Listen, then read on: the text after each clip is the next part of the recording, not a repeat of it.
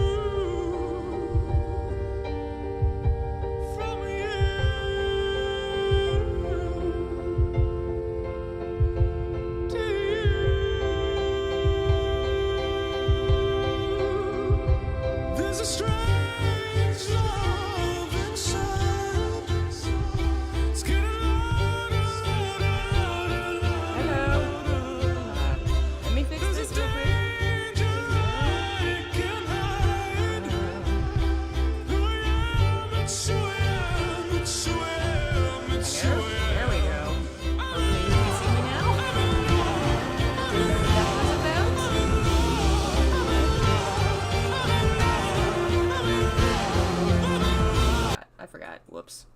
That was Two Men in Love by the Irrepressibles, who have a lot of really banger songs. I just really like that one. Hello, folks. Happy Pride. I am, I just got back from out of town because I had a family birthday thing in, the ocean area of the state, which is 2-ish hour drive, so I'm tired. But it was good. It was good to see family. And then last weekend was a big convention in my area, Animazement is the big, well, it might be the biggest convention in my state, at least one of the biggest, and had a lot of fun there. So it's been a busy 2 weeks, a busy month. You probably noticed I didn't publish anything last month, and that was because, unfortunately, I underestimated the amount of time it would take for me to create a costume, because I wanted to cosplay. It'd been years since I'd made my own costumes, and I decided I wanted to try it and do it again. When I was in college, I made a lot of costumes. I have pictures somewhere. One of these days, I'll find them. But they were pretty rough, and I've had a lot of practice since, so I was like, I gotta try again. And I cosplayed as Yuna from Final Fantasy. The skirt turned out pretty good. It's hand embroidered. I had a lot less time than I realized. I ended up spending basically 2 weeks out of the month just sewing. It was a lot, which is why I didn't end up finishing any of my videos I was working on. I didn't stream much because I was just sewing. I think it turned out good. I learned a lot about how to make Yuna's dress. I think it's on the costumes on Discord, and I think I shared it on Twitter. It turned out good. A lot of me has changed, as a 30-year-old person now, because I used to cosplay Yuna when I was in high school, and I was young and trim, and the outfit did not have the same appearance when I made it again, because I have a different body shape, which is fine. I just wish I had I would have made the costume differently so that it would have favored more how Yuna looks rather than how I look, but that was practice. That was attempt one. I'll be at Dragon Con this September in Atlanta, where my other family lives, and where I'm actually visiting next week for a family reunion. And I'm going to try and make the costume again. Hopefully not have to rush it this time. But it was fun. It was a fun convention. I have a few things I can share from what I got. There was an artist that had a bunch of keychain standees of characters from Final Fantasy VII on chocobos. This is Cloud in a dress on a chocobo. Here, let me see if I have a window open, but I think maybe turning on a light will also help with the graininess, maybe. This room is so bad for lighting. I have a Sephiroth one. I had to get the boyfriend. There we go. He's cute. There was a bunch of Fire Emblem stuff. I got an Edelgard pin. I guess there was a couple new Fire Emblem games recently, so there was more Edelgard. I got lots of, because that's my wife, and I love her.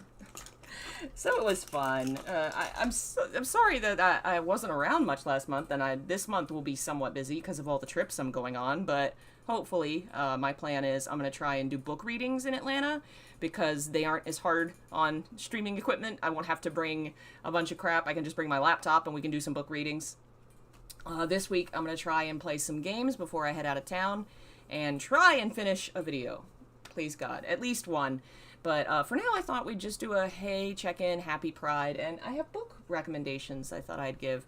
I haven't said hello to everyone. Hello, Paul, Caffeine, Daniel, not to that jerk that I blocked already, Jean, Project Sigily, I hope I've said that correct, Natasha, Tom, Chronic Snake, hello everyone, Serpent Knight, which I still had the enthusiasm for cosplay. Yeah, it's a lot of work and a lot of money. And for a long time, I kind of fell out of it just because I had a job and a life and I was busy. When I was in college, that's when I was really into I cosplayed Dark Magician Girl, Dark Magician, and Pharaoh Yami Yugi. I was apparently really into Yu-Gi-Oh, I guess, at the time. I did, who else? A character from Pokemon, one of the members of Team Rocket, not like the anime, but the game version. Yuna, obviously, but that one, I hadn't made it. My family, when I was a kid and I first got into going to conventions, my mom bought a costume for me that, I used for years. I still have it in a closet somewhere, but it's like tiny on me now. Oh, recently bought Priory the Orange Tree. That's on my list. I was going to talk about it. It's so good. And it has a prequel now that I haven't checked out yet, but I will have to at some point. Ooh, you cosplayed as Harlock. I'm trying to think. I know I've done other folks, but those are the Yu-Gi-Oh ones are the ones that stand out in my mind because they were so much work and I made them from scratch. The hair. Oh, the Yu-Gi-Oh hair. So much work. Oh my god. It was a lot, but this year was a lot of fun. It was interesting to be back, like especially because the last couple years there's been a lot of disruptions and it was a lot. It was a lot. Just, we all know the last couple years. Animazement was canceled for 2 years, maybe, I think. So it's been neat to see it come back and how the culture slightly changed, the costumes. Like, I recognize a lot of the things, the animes, but I don't know them, so I'm like, oh, is that a JoJo? Or, oh, is that from the Jujutsu Kaisen? I am behind the times now. Do I still need a baby Frug for my Pokemon team? Yeah, I haven't played Pokemon since I played it with y'all. And I've been playing the new Zelda game. Oh my god, so good. I really love it. There's stuff that I wish was a little tweaked, but it's a great game. It's a great improvement on what the first one was, and I loved the first one. Very curious to see if they're going to continue trying to work with this engine since they put so much work into it, or if they're going to start over or something. I don't know. Resident Evil 4 Remake. I watched a friend play some of it, but I haven't played it myself. Eventually, I might. Eventually. So yeah, we'll talk about books now. I have quite a few. Let's see. Let's start with separating out what I brought over here. I got manga, and then I got some Chinese stuff. I'll set that there. It's an interesting year for books. We in America and other parts, but specifically in America, the last 2 years, we've started getting official translations of a lot of Chinese stuff, and there's been an increase in Korean stuff too, but not as mainstream. I don't like it. I haven't found anything other than stalking. That's new. Stalking in Barnes and Noble, but there's been more indie publishers too doing translations. A lot more translations coming over, which is really cool. But there's still a huge amount of fan translation stuff out there, so you can still read a lot of things, quote, for free because they're fan-made and haven't been officially licensed yet. Though there's a lot of new licenses that have been announced, too. I'm very excited. There's so many things. How to Survive as a Villain, which I actually have... this is the art book for the comic adaptation of a Chinese book called How to Survive as a Villain. There's a manga in Chinese called manhwa, I believe with an H, maybe. It's very good. I really enjoy it. Very similar to Scum Villain, if you watched my video on that or have heard me doing the book readings. A guy wakes up in a fantasy book setting and he's the bad guy and he has to try and fix things. And the book is now officially getting a translation publication into English as I think later this year or early next year. I'm so excited. It's one of my favorite books. But as of right now, I think you can still read the fan I don't know if it's been taken down or not. Typically, when an official translation comes through, the fan translators take their stuff down because obviously don't want to step any legal hot waters or anything. But at the very least, the comic is still available. Go to what's that? Manga Buddy? There's places you can find it online. It's really fun. It's very good. It's a very interesting premise. I love.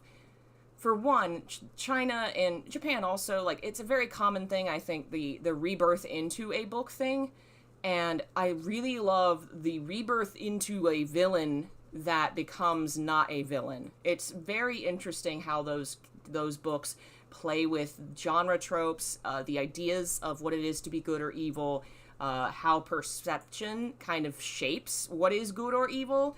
And in particular, How to Survive as a Villain is one of those that's kind of leans on the comedy romance side, but there's some darker elements at times where the main character literally does not realize how much his own behavior has influenced and changed the protagonist of the book that is supposed to eventually kill him, which is obviously not going to happen because it's a love story between the two guys, but it plays as a comedy because he is so absolutely obtuse and doesn't see how much have changed. Hey, Ratch, welcome. Happy Pride.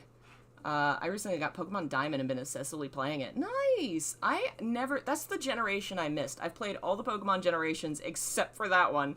I tried to do the remake and it just did not appeal because, you know, it was just dated. I missed that boat, I guess. So yeah, I haven't played that one. Since we're talking about comics, I'll keep going with the Chinese manhwa. This is, all these physical copies I'm showing you are actually in Chinese. These are not officially translated, unfortunately. But you can read the fan translations online. This is often called Devil Wants to Hug. The translated name changes sometimes, but the one I've seen most commonly is Devil Wants to Hug. And it's the story of this guy who is, it starts with him as like a deity. He's like a god.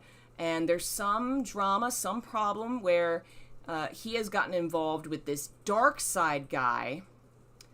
And has... Oh my god. He has gotten involved where... I'm sorry, that's just a really funny sentence. If you can manage to take anything up your asshole, you should be proud. You should be so proud. I'm proud of you. So the good guy, god, deity guy, is friends / romantic interest with the devil character, the bad guy. And the powers that be find out and punish him and things go bad, and then good guy god is killed. And the devil guy is like really upset. Obviously, he's tormented. He's gonna search forever to try and find his love's reincarnation, because this is, you know, they're gods and demons and they live a long time. And to his surprise, many centuries later, his love interest is reborn as a human who doesn't remember him. And so he's this big bad demon who's been killing humans and causing trouble, and suddenly he comes across this guy who, oh my god, is that the guy I've been waiting for? And so suddenly the devil is trying really hard to turn this guy's opinion of him around, like, oh no, I'm not a terrible murderer, please remember me, love me. And there's some political drama there where there's, you know, the gods are going to get involved again, and politics are going to get involved because this human is involved in politics, sort of politics. It's like sect politics, the martial arts world. But it is also mostly a comedy and is very cute. As you can see, the little character there is the demon. He can turn into a little cute creature, and obviously he wants a hug from the guy that he loves. It's cute, but it does have its darker moments. It gets pretty serious at times. I really, really enjoy this one. Hugs are great. No wonder the devil wants one. Devil Wants to Hug is an adorably fun name. I've recently seen the name changing. I think maybe an official translated name has come around, and maybe they're doing an official translation or something. But the original fan translation was Devil Wants to Hug. I just love that. That's just cute. I love it. I hope maybe one day we get to see this actually in English. I don't know. It'll be interesting. We've had so many of the Chinese novels start to come out. I think we're almost to like 20, 30 different novels officially translated, but not many of the comics yet, which is funny because there's such a huge market for comics in the West, and we have so much manga coming over here. I'd love to see that change and see Chinese stuff get here too. Another one is Tianbao Fu Yao Lu, I think. I don't actually know. I think it's The Legend of Exorcism, I think is what it's been officially called in English. And this one, you can actually go to Netflix right now and watch the animated adaptation. Season 1 is on Netflix. Season 1 and 2 are on YouTube, but I think you have to buy it. It's so cute. It's also a story about gods and demons and martial arts in ancient China. And in this one, the main character is kind of your plucky teenage hero boy going out on an adventure to try and stop this evil uprising. Your typical heroic scenario, but it ends up where he goes to this big Chinese capital city. Bye, Ratch. Thanks for popping in. Have a good night.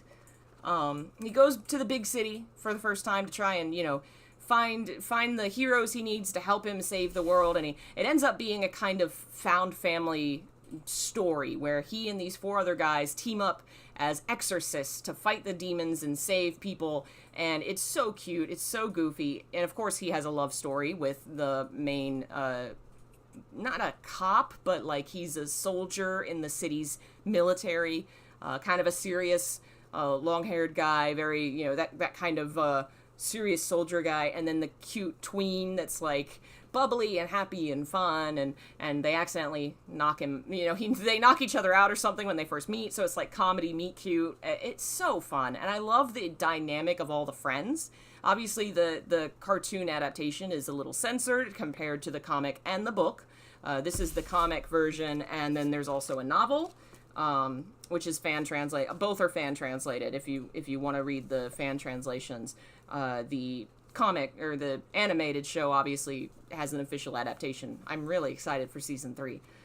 Have I seen the new Silent Hill trailer? I have, but I'm gonna do a official Silent Hill discussion on that in a video. So we'll wait and we'll discuss that in a video I put together at some point. This one, I believe it's called I Accidentally Saved the Yang Hu's Enemy, Accidentally Saved the Villain, something to that effect. This is another comic that's only unofficially translated by fans. But it's the story of a doctor with a very dark past. We don't know exactly what it is, but it's hinted at that he has a dark past, maybe some violence in his past. And this guy shows up at his clinic and passes out, and he saves the guy because that's his job. He's a doctor, before he realizes the guy he saved is like the big mass murderer that everybody is scared of now, and like, oh shit, that's the guy. But they end up, their fates kind of are intertwined, where their lives are tied together and they can't escape each other, and they both kind of start to see behind the shadows and figure out who each other are. It's obviously a love story, but it's a more violent, much darker love story between a murderer and a doctor who hasn't always done the right thing either, and it has a lot of mystery about why why they've become who they've become, why different things happened in the past, and who these people are that are chasing them. A lot of mystery and drama and violence, so much violence, and the art is absolutely gorgeous. This copy of the comic came with some pictures. Let's see if I haven't framed all my new shit yet. This is one of the main female characters. And this is, oh yeah, these two. Definitely some Yuri bait there. I haven't read far enough to know if it's going to go anywhere. Let me see these other pictures. I love the red-haired guy or red-eyed guy, sorry. He's so terribly violent, and I love him. Yes, I like dark stories. I really enjoy violent media. It's just my thing. When it comes to reading, I often will also read really more lighthearted things, but I enjoy the dark side. So yeah, that's Accidentally Saved the Villain. If you go to a manga reading website and search for that, you may probably find it. Manga Dex has a lot of Chinese stuff. If it's not on the website, it'll show you where you can read it officially. Because lots more of this stuff is at least getting translated officially digitally, if not a physical copy. Let's go to Japanese comics. This is The God and the Flightless Messenger. It's a one-shot, so you can read the whole thing. I like that in manga, that there's so many manga have become so long where it's like, I have 20 books to read the whole story. It's like, I don't got time. I have things to do. So I really like one-shots, and we're getting more of those now. The God and the Flightless Messenger is another of those kind of fantasy stories. The main character is part of like a species of like crows, but his wings are too small for him to fly. And their whole culture is based around being the messengers for the gods, where, you know, they'll be picked to be the special postman for such and such deity. And of course he has a hard time with that because he can't fly. So there's a disability narrative kind of intertwined with this love story where he ends up involved with a character, a god, that has something of a dark past, kind of a secret mystery in his past that explains some of why he is very jaded now.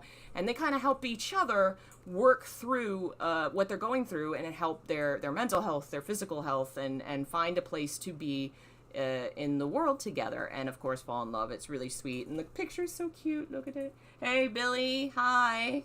Have a good Pride. I love this one. It's so cute. I read this one before it came out physically, and then when it came out, I was like, I gotta buy it.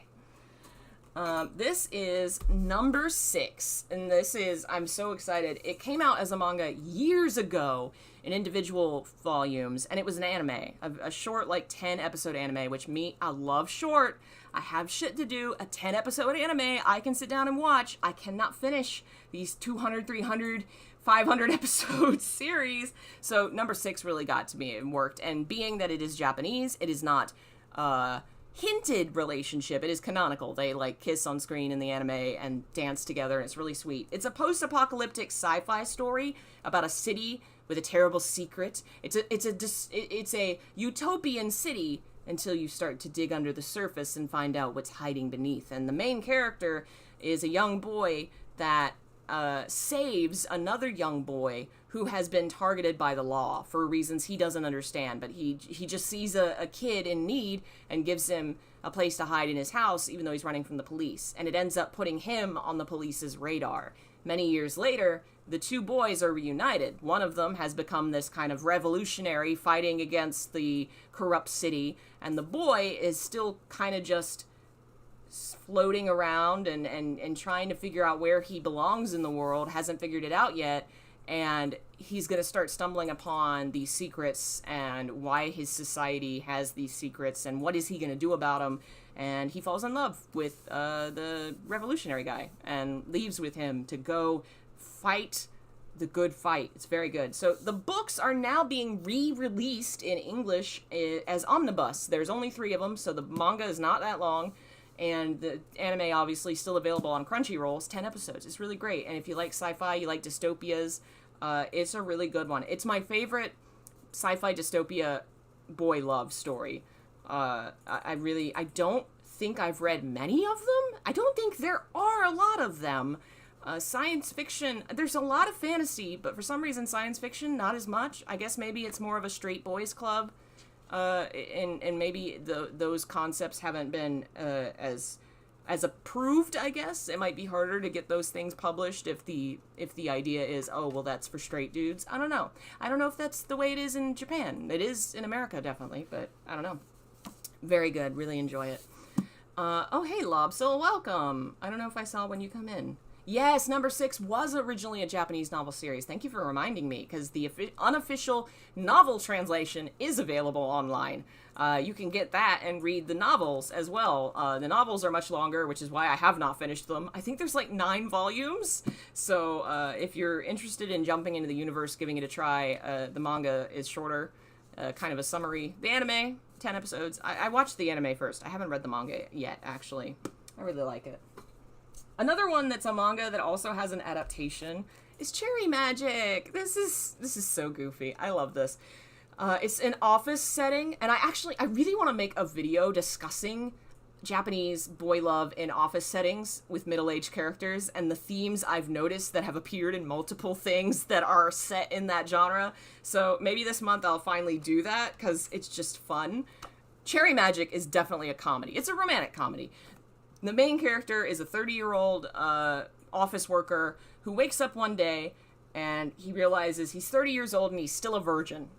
And there's this folk tale that if you are 30, you turn 30 and you've never had sex, you will be given magic powers. I actually asked a friend of mine that lives in Japan. I was like, "Is that a thing?" And she was like, "Oh yeah, that's just like a rumor, a folk tale that people have told of like, yeah, if you're 30 and you've never had sex, you get magic powers." Like, dang man, if I'd known, I should have. Now, the magic powers that the main character gets is that he can read people's minds when they touch him.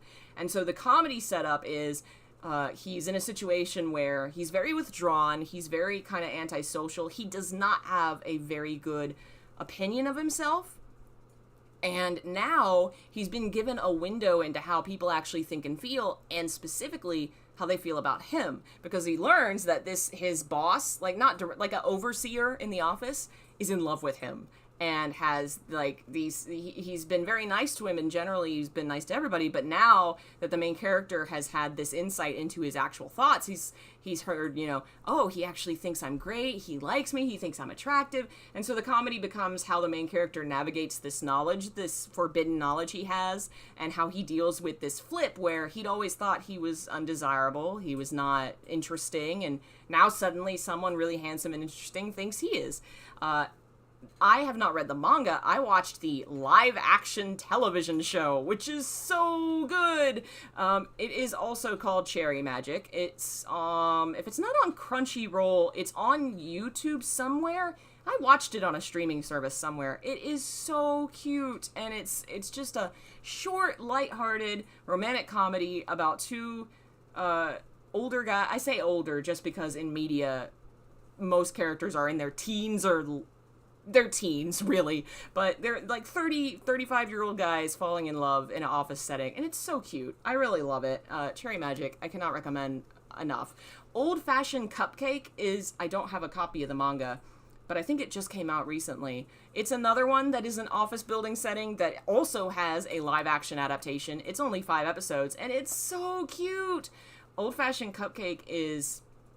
the main character turns 40 and has a life crisis of like, what am I doing with my life? Where am I? What am I, what have I accomplished? And he ends up kind of getting out of his rut because this 30-year-old coworker he has, who he helped mentor, notices that he's in this rut and depressed and starts taking him out to lunch and says, hey, let's go do some stuff. Let's go live our lives. And it's specifically, they are aimed at eating sweets.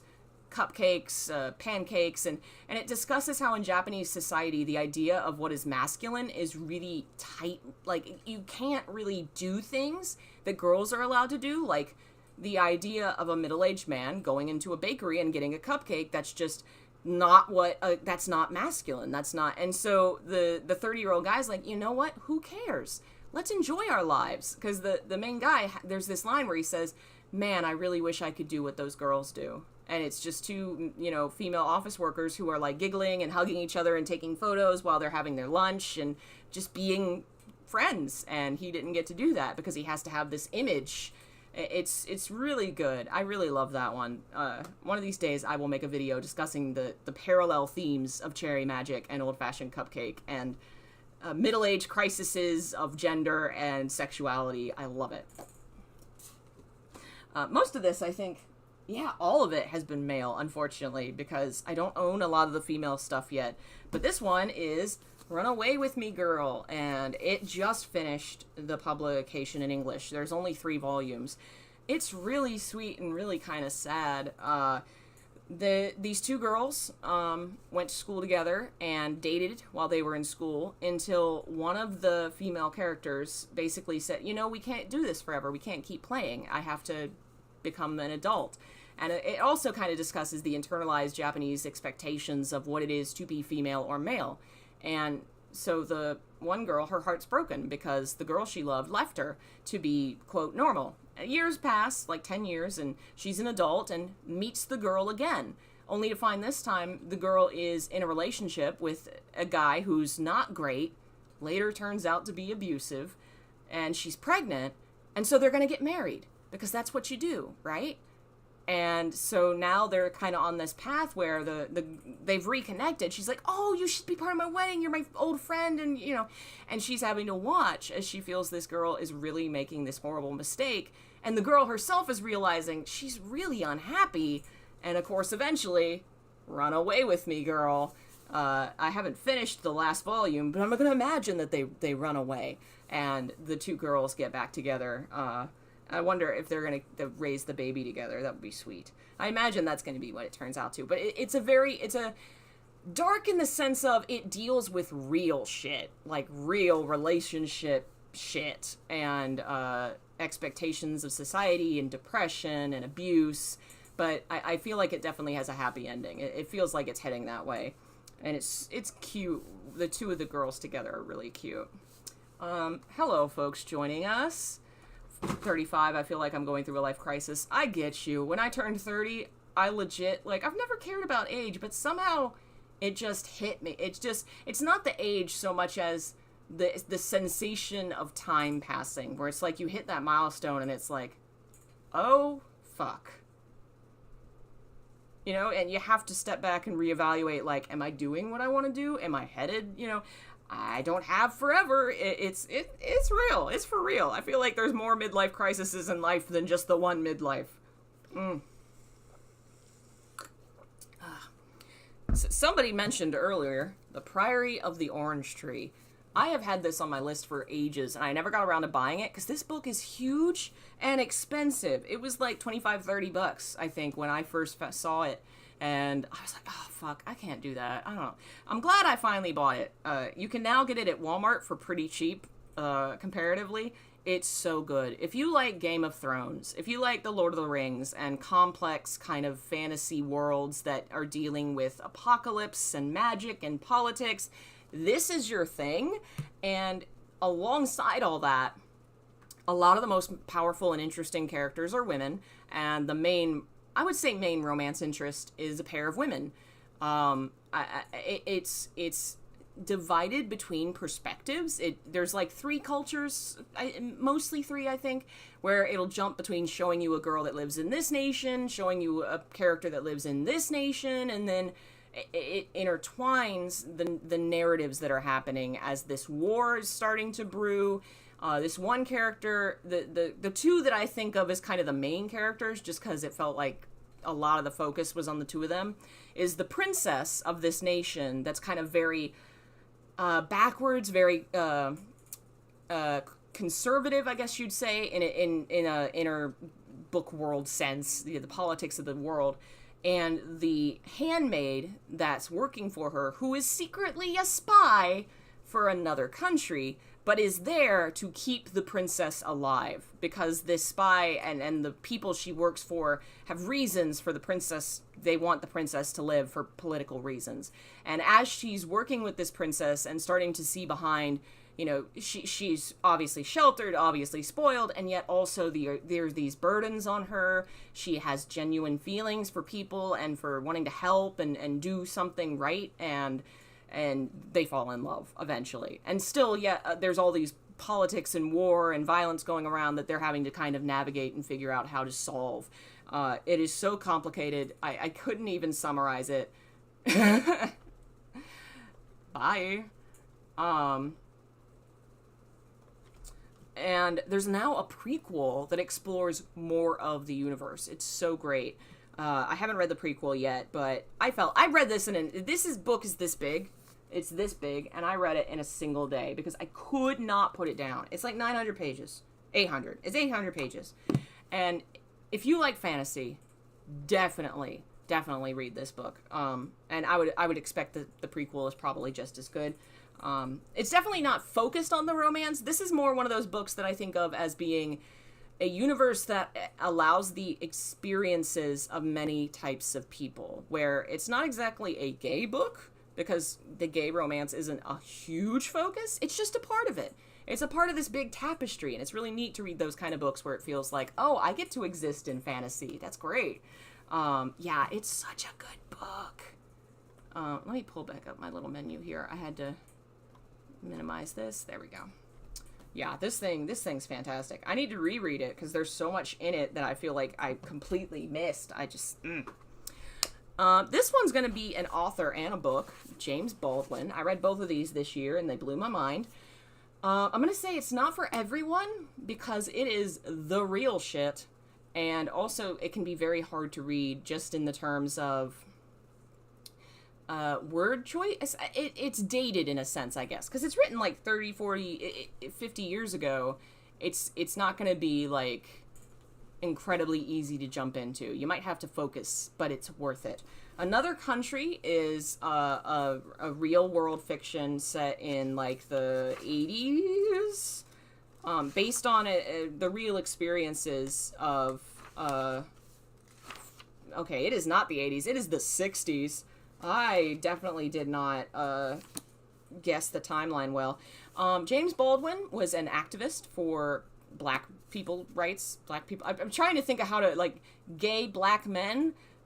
So gay rights, the rights of African Americans, a lot of stuff. And Another Country is the story of these very poor people living in New York and how their lives kind of fall apart because of poverty and racism and sexism and all these different things colliding. And it very fascinatingly explores how those things kind of cross, because the main character is a black man who ends up becoming very abusive to his white girlfriend, and also he had a former experience with a man, and it's possible that a lot of his masculine violence towards the white woman comes from the repressed feeling that he had to prove his masculinity because of his gay feelings. His black sister doesn't want to believe that he ever had that and believes like the white girl's definitely the one in the wrong because of the power dynamics. And you get to see the main character through a lot of different lenses because different characters have different views on him and different experiences with him. Tragically, the main character commits suicide very early, and the book kind of deals with, why did this happen? What drove him here? And it's not an easy explanation. He's a bad guy, but he's also a victim of a system that set him up to fail a long time ago. And so it's very tragic. It's very real. And I loved it. But it is a hard read. The Fire next time is an essay. It is actually specifically about racism. It doesn't really deal with homosexuality, but the author is a gay man. And I feel like there's some definite parallels between the experiences, especially back then when things were so much worse, of minorities in general. And the essay is just so powerful. And he talks about, I mean, he meets very, very famous civil rights activists of the time and talks about his feelings and specifically kind of, and I think compare, if you put that together with Another Country and talk about how the main black character has a white male and a white female love interest, he meets with some of the people, I think, are they the Black Panthers? Or no, they're the church. There was a group back in that time who really felt that it's either them or us. We got to destroy white people or they're going to destroy us. And James Baldwin didn't feel that way. And I think a lot of that came from the fact that he was a gay man who had experienced love and affection for white people. And so he felt like, we can't divide the world this way. That's just not going to work. That's not how humans are. And he argues in a very passionate way how racism destroys people and how people destroyed by racism destroy themselves and others in both this and Another Country. It's beautiful and fascinating. He is phenomenal. I haven't read anything else by him, but both of these blew my mind and my heart, and they're amazing. Another, I guess, older-ish author. He is still around, so not that old. Clive Barker. He is a horror author, but he is a gay man, so a lot of his horror has a lot of dark and queer themes. Some of them have outright gay characters, gay romances, romances with demons, I mean, all kinds of stuff. The Thief of Always is more of a kid's book, sort of, about teens who, if I remember correctly which one this is. Yes. These kids kind of disappear, and they end up at this magic house where seasons pass really fast. Like every day is Christmas or Thanksgiving or, this holiday. So it's like childhood, the best parts of childhood forever. But there's a dark side to the house, and the main character starts to figure out and wants to find a way to get out of the house. It's one of his easier reads because a lot of his books lean heavy fantasy or sci-fi and get really thick and really complex, which is why I picked this one for the recommendation. But if you like sci-fi and fantasy, you got it, and horror especially, because almost all his works have a horror edge to them. Clive Barker is absolutely fantastic, and a lot of his stuff is now also. He's got a couple different TV adaptations, film adaptations. Candyman, Hellraiser, that kind of thing. There's books you talked about. I want to read, forgot most of their names. This will be downloaded and moved to the the book channel. I have a second channel. The link is down below, where I eventually upload all my live streams that aren't related to games and my book readings and various things that don't fit in here. There's also some older Pride videos from previous Pride years. There was a year where I did a bunch of discussions and essays on religion and sexuality. So much fun. That's over there. Feel free to recommend stuff in the chat too. Ooh, that sounds good. I want to read those. I'll have to check those out. I also have a website, which I've been meaning to show y'all. This was a project I started this year. Let me put this in the YouTube chat. Paste. Where I'm actually archiving queer media from around the world of all kinds. So I think all of the stuff that's here today is on that website, plus a ton more. And you can filter it. You can go to TV, you can go to movies, you can go to books, and you can filter it by, I want sci-fi, I want male and male, I want female, and blah, blah. So you should be able to find some stuff and links to where the stuff is. If you can't, if you broke, you're looking for stuff that you can afford, go to the Discord. We can hit you up with a bunch of stuff and places to find stuff. All those links below, except for the archive, because that's there. I haven't put the archive in my links yet. I need to fix my links. I need to work on that. This one is another horror gay story. This was an interesting, it's quite old by our standards now. Not as old as James Baldwin. Yeah, it's 1998. Published in Mexico, translated. It was a very prominent book in Mexican queer horror circles for quite some time. It's a reimagining of a part of Dracula. If you read Dracula, there's a part where old Drac gets on a boat and rides the boat to England, and everybody on the boat dies. This is what happens on that boat, and it involves the captain of the boat being a gay man who, obviously living in a society that is horrifying to gay men at that time, where he came from. It parallels the feeling he feels desiring men, and the sense that that makes him some kind of predator, and could, because he has power over the men on the boat, could make him a predator if he wanted to use that power, versus Dracula, who is feeding on men and their lives. And it ends up paralleling these two and the captain's struggle to be better than that and to fight Dracula to try and save the men on the ship. It's very interesting, very short, written like a diary, like the Dracula is, and pulls a lot on that book. So if you like Dracula, The Route of Ice and Salt is definitely a book to add to your list. Bye, Jean. Thanks for joining us. I always forget to pull this up. And hey, Jeff, welcome. Yeah, it's very good. I bought it specifically because I'm obsessed with Dracula and I like vampire stories. And it was very interesting, very unique. A lot of the reviews I saw online were stupid. Because, people gotta misunderstand shit and be like, the captain's horrible, he's a monster. Yeah, that's the point. It's a horror story. That's the idea, is that he overcomes these things and redeems himself and saves the crew, sort of. Anyway, it's very good, very good. This is a much more lighthearted one and is a female love interest story. It got huge because of TikTok, I think, a while back, Legends and Lattes. It's set in like a D&D universe in a kind of chill way. It's not a very complex fantasy setting. You can almost place it anywhere. The point is, the orc character, who is the main character, gotta love an orc main character, female orc, I just fucking love it. More love for orcs. She's tired of being what she's expected to be, which she's an orc, she's big, she's been an adventurer for a long time, and she doesn't want to do that anymore. She doesn't want to do violence and fighting all the time. So she's kind of saved up this nest egg, and at the start of the book, she's like, you know what? I'm doing it. And she goes and she opens a cafe. And it's a new thing in the region she's in because nobody has coffee there. She found it and she discovered coffee in another nation when she was traveling. And it's like, you know what? I'm going to bring this back home and I'm going to make a coffee shop and I'm going to make it work. And it's the story of her and the girl that helps her open the shop and how they establish their little coffee shop. And it's kind of cute and short and sweet and also kind of deep in how it deals with the main characters and the feelings they have where society places the expectation on them to be what an orc is supposed to be, or what the other one is what's the sex thing? The sex demon thing. She's, what they're supposed to be, and both of them are trying to buck tradition and do what makes them happy rather than what's expected of them.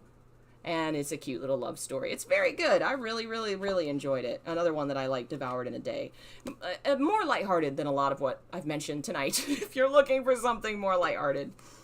I have one last book, which is another Chinese one. I love this book. I have mentioned this before, I am sure.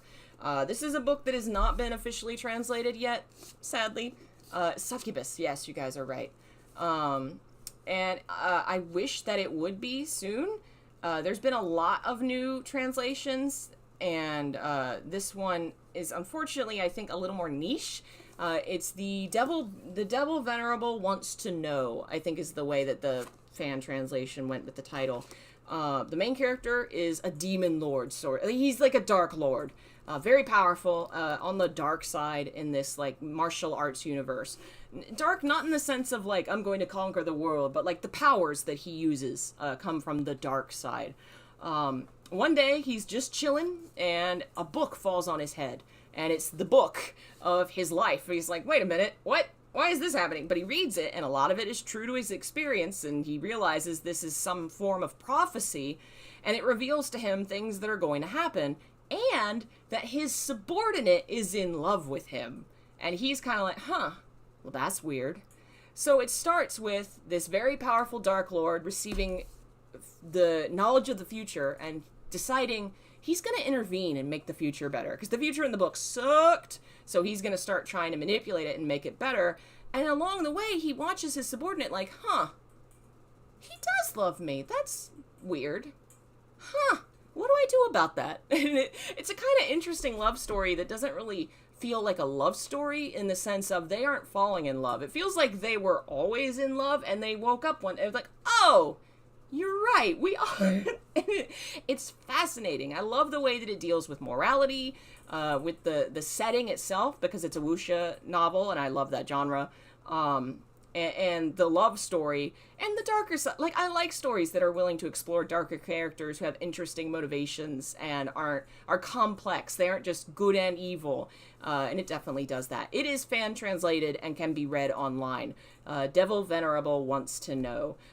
If you don't know, if you haven't read fan translated novels, Novel Updates is the place to go. Oops, that fell. Let me go over here. novelupdates.com, I think. And it lists all various novels, official and unofficial translations, and you can search through and I want to find novels from China about this thing, and you can find all kinds of stuff, and that's where I found a lot of the books that I've read, and many of the ones I've mentioned here. If you're an English reader, we're very lucky that a lot of books are now getting officially translated from China, and a lot of these really great wuxia novels that I have loved for a long time are coming and are all gay. Japan, obviously, we've had that for years, but even more diverse things are coming from Japan now. We are getting a huge amount of manga, and there's a lot more stuff online. I mean, it is honestly, as much as it feels bad politically at times because there's a very loud minority being very shitty, this is almost a renaissance of homosexuality, where I can't believe the access and the media and the things that we are receiving, that's being made across the world. We have definitely reached a tipping point where it's always darkest before the dawn, where these guys are fighting even harder because they see how badly they're losing, and they are inevitably going to lose, because you can't destroy something that's an innate part of human nature. We saw that with the AIDS crisis, where so many people passed away and an entire generation of queer people almost was lost. And here we are today. We're still here. We rebuilt. We remember. We live on. And we will win. I know it feels hard. I know this is probably a harder Pride Month than has been in a while, especially if you live in certain parts of the world where it may be illegal. It may be very socially frowned upon. You may have weirdos in the media always talking about it and being terrible. We are going to make it through this. It's going to be hard, but we've been through worse. We have been through a lot, and we are going to make it. If you want a good community to feel safe with, go to the Discord. Link is in the description.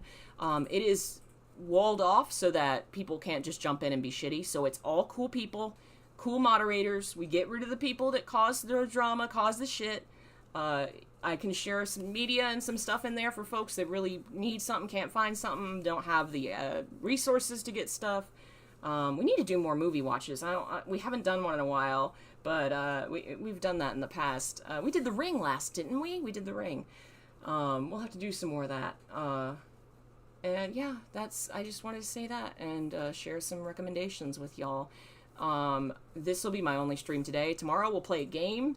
I am going to try really hard to get at least one video, maybe more, out this week before I leave town. And then when I'm out of town, I'm going to try and do book readings. Hopefully the internet connection at this vacay house will be okay. We'll see what happens. That may be up in the air, but we're going to do my best. Thanks for tuning in, and happy Pride, everybody. Bye.